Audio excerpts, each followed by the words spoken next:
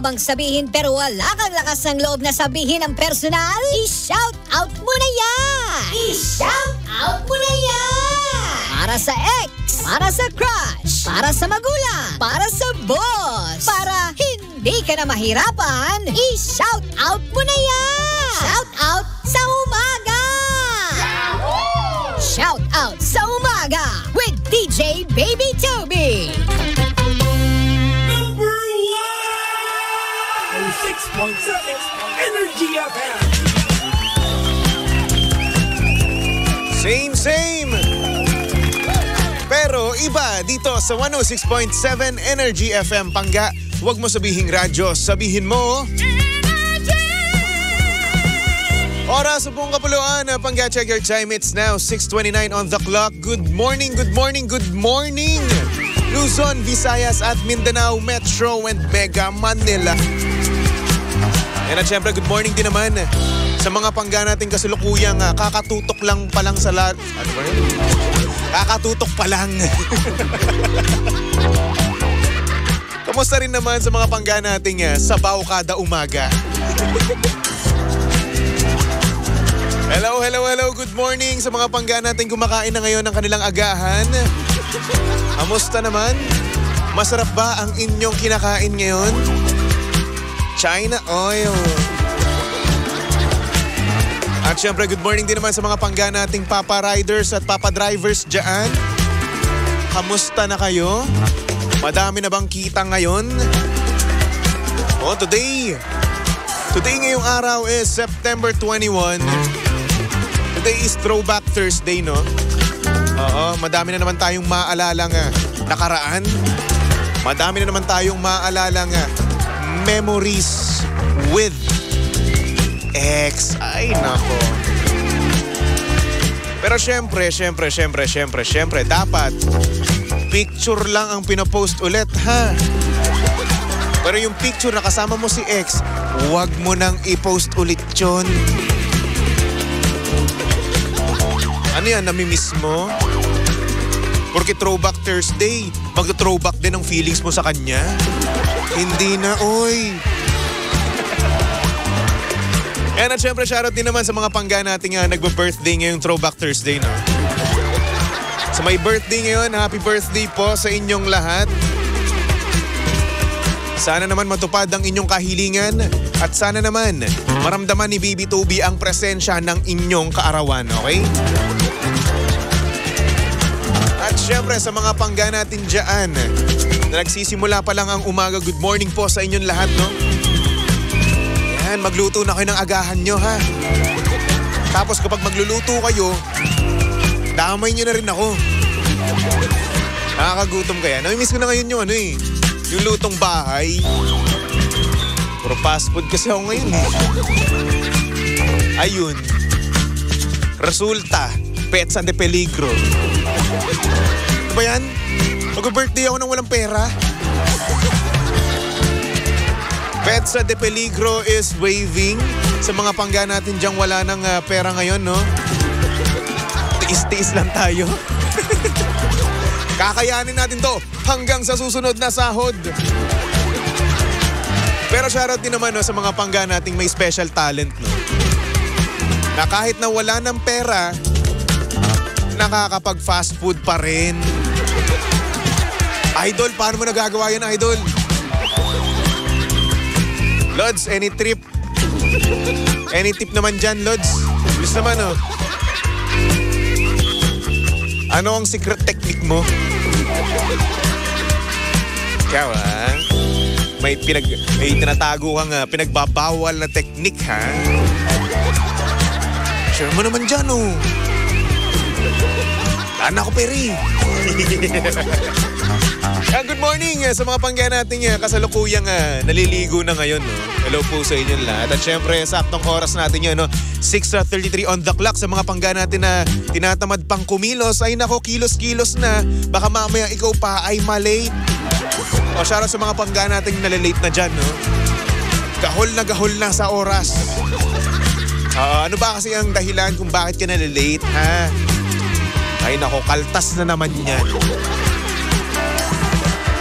Anyway, kasama nyo pa rin at kalandian ang hot baby boy ng radyo. Walang iba kundi si DJ Baby Toby na live ngayon sa Energy FM Facebook page, di ba? Kaya naman kung gusto mo makita ang itsura ni Baby Toby ngayong Throwback Thursday, no? Yan, pumunta ka lang sa Energy FM 106.7 at syempre paki-share na rin ang ating Facebook Live para nang sa ganun makita pa ng iba kung sino ba talaga si DJ Baby Toby, di ba? And speaking of throwback, no, medyo throwback din itong aking t-shirt ngayon, no? T-shirt kong itim. No, may tatak pa nga yan Spider-Man. Logo yan ni Tobey Maguire, Brad. Tobey Maguire. Anyway, simulan na natin ang programang Shoutout sa Umaga. I-shout out mo na yan! Number 1, 06.7 Energy FM. May bumati ka agad sa akin, no? Sabi ni Conrado Garcia Jr., happy and blessed birthday sa iyo, DJ Toby. Wala pa po, bukas pa po. Bukas pa mag-birthday. Oh, tatanda na naman ako. Ay nako. Shoutout sa mga pangga nating mayroong best friend, no? Na kung saan kahit mali na yung best friend niya, susuportahan pa rin. Kagaya na nga lang ng ating message sender, no? This is from Bea. At ang sabi niya dito, good morning, Baby Toby. Gusto ko lang sana i-shout out yung BFF kong si Angela. Gusto ko lang din sabihin sa kanya na girl, hindi mo kasalanang na-fall ka sa iba kahit kayo pa. And you're not a cheater. Huwag kang makinig sa kanila. Siya ang may kasalanan. Siya yung mas inuna pa ang schoolworks kesa sa'yo. Remember, kung mahal ka niya, uunahin ka niya.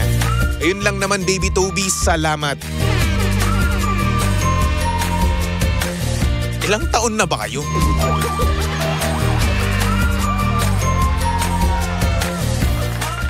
Grabe, ewan ko. Ay nako. Ito yung mga, ito yung isang example ng best friend na konsentidor.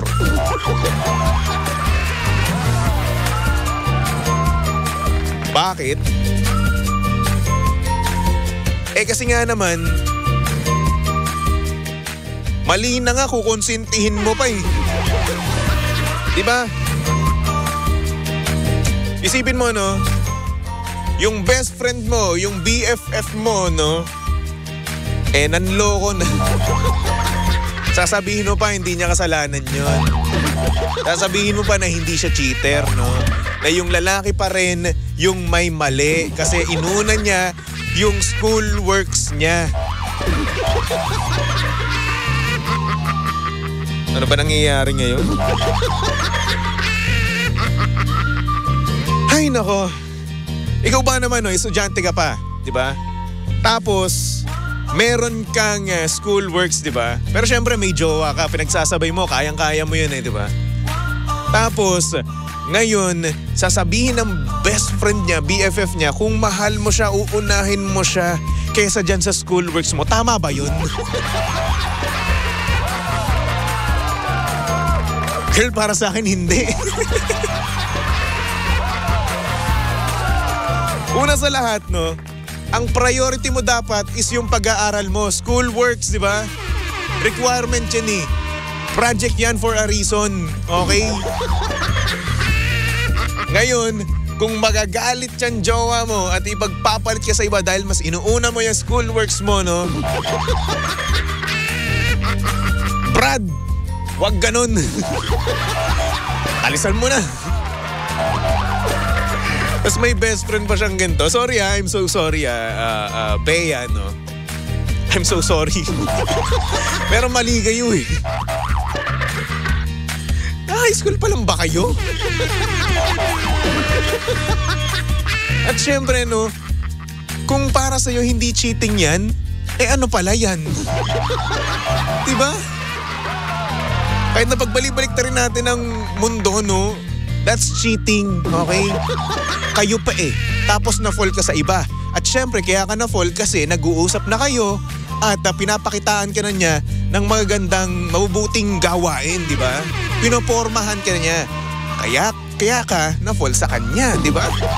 Well, that's cheating, you know? Kinakausap mo habang kayo na-fall ka habang kayo di ba? O ngayon, babalik ta rin ko yung sinabi mo. Kung mahal mo talaga yung boyfriend mo, dapat hindi ka nakikipag-entertain. Hindi ka nag-entertain ng iba. Di ba? O sabihin natin, estudyante pa lang kayo, bata pa lang kayo, pero syempre, kailangan mo munang unahin yung schoolworks mo.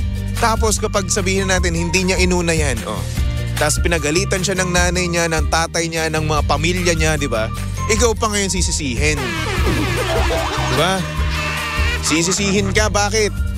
Kasi bumagsak etong anak nila dahil may jowa. Yun kagad ang iisipin ng mga magulang, di ba? Kaya naman, no? Sa mga bata dyan, no? Sa mga high school students, sa mga nag-aaral pa lang, no? Unahin nyo muna ang pag-aaral bago ang lande, okay? Pangit man pakinggan, bulgaran man pakinggan yung lande, no? Yung term na lande, pero unahin nyo muna pag-aaral nyo, okay? Mas i-prioritize nyo yan kesa sa mga boyfriend, girlfriend kasi darating din kayo sa time na yan. Tignan mo ako, bukas 26 years old na ako, wala pa akong jowa. And para sa akin, okay lang yun. Bakit? Kasi masaya naman ako mag-isa. Diba? Kapag kasi kayo tumanda, no, Pangga, mas pipiliin nyo na lang yung peace kesa sa gulo. Diba? Mas pipiliin nyo na lang yung tahimik na buhay kesa sa stressful na buhay. Kasi once na kayo ay nagtatrabaho na, grabing stress ang matatamasa nyo dyan. Yung stress nyo sa trabaho, kulang pa yan.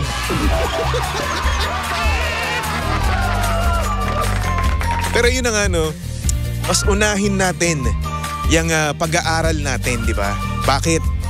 Kasi mahalaga yan Di ba? Yan, sabihin na natin may mga pangga tayo dyan na kahit na drop out nakakapag sila, maayos yung buhay nila, stable sila pagdating sa pera, no? Pero, kung meron silang choice, no, mag-aaral sila. At syempre rin naman, kaya naman sila naging naging stable financially, no? Nag-aral din naman sila. Oo, hindi nga lang yung tinatahak mong pag-aaral, no? Pinag-aralan nila kung paano nila gagawin yung business nila, di ba? Yung mga ganung bagay. Inaaral din yan. Kaya ikaw na may means na pag-aaral, no? Sa pag-aaral na yan, nag-i-school ka, mayroong pera ang iyong magulang para pag-aralin ka, no? Huwag mong sayangin, Brad. Huwag mo sayangin. Katulad na nga lang ng ex mo na siguro yan ngayon, no? Kasi pinagpalit mo na no? Inuuna yung yung schoolworks niya. Bakit? Kasi yun yung tama Ano ba? High school? Senior high?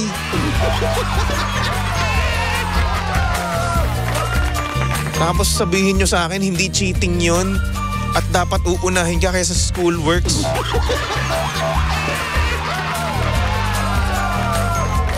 Imbiyer na ako. Sabi dito ni Rocky Alex, let us not normalize prioritizing romantic relationships over education. More so, let us not normalize cheating. Yes! Aga naman nun, Rocky Alex. Aga mo naman mag-English, Brad. Wala sa pa lang. Wala pang alas 7. Dagdag niya pa dito, masakit maloko. Sana hindi mag-boomerang sa'yo. Nako, baka hindi mo kayanin. Yes. Di ba? Ayun pa nga, no?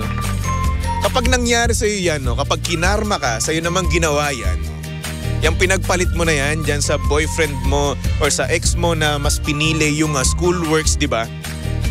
Kapag kapag kinarma ka at sa'yo ginawa yan ng pinalit mo sa kanya, no, yari ka. Well, tignan lang natin. Sabi nga dito ni Mami Rosie Lopez, study first before landi. Kaya again, sa mga pangga natin dyan, no, na nag-aaral, no, tama, study first, unahin nyo yan, okay? Kung kaya nyo naman pagsabayan, why not coconut, go? Pero mas i-prioritize nyo pa rin ang edukasyon nyo. Kasi nga, di ba, kapag yung edukasyon na yan, di ba, ang dami mong matututunan dyan. Kapag wala ka niyan, saan na lang pupulutin, di ba? Nandito tayo, nakatira tayo sa lugar na kung saan nire-require ang 4 years degree. Oo, mga ganun. So ngayon, kung hindi ka magtatapos at ikaw hindi ka pa madiskarte, di ba, katulad nung iba, di ba? Kasi meron tayong mga dropout dito na talaga nga namang madiskarte talaga at inaaral nila yung isang bagay para lang sa ganoon maging stable ang buhay nila. Ngayon, kung hindi ka naman ganoon, no? Saan ka pupulutin? Diba? Kaya yun na nga, no? Study first, okay? At syempre, wag nating konsintihin at wag nating sabihin na hindi mali yung ginagawa ng best friend natin. Dapat best friend nga tayo Dapat real talkin natin sila. Kapag mali sila, sabihin mong mali sila. Diba?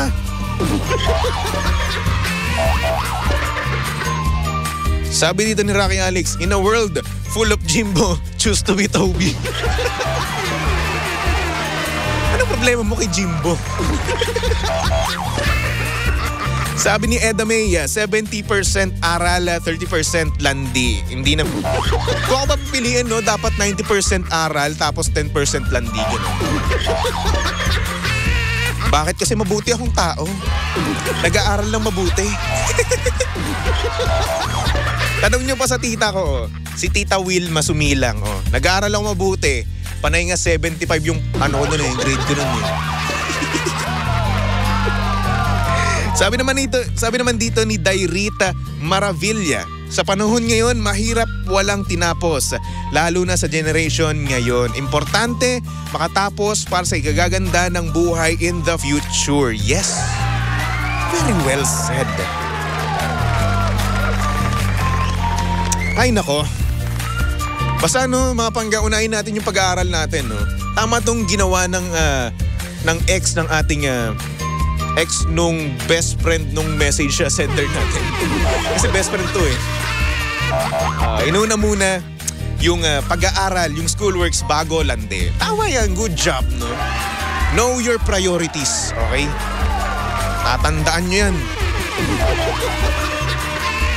Anyway, sa mga pangga natin na gustong mag-send ng kanilang mensahe sa buhay, no? Yung mga bagay na hindi nila masabi ng personal, ayan, isend nyo lang yan sa aking Facebook page. Hanapin nyo lang Baby Toby 1067, okay?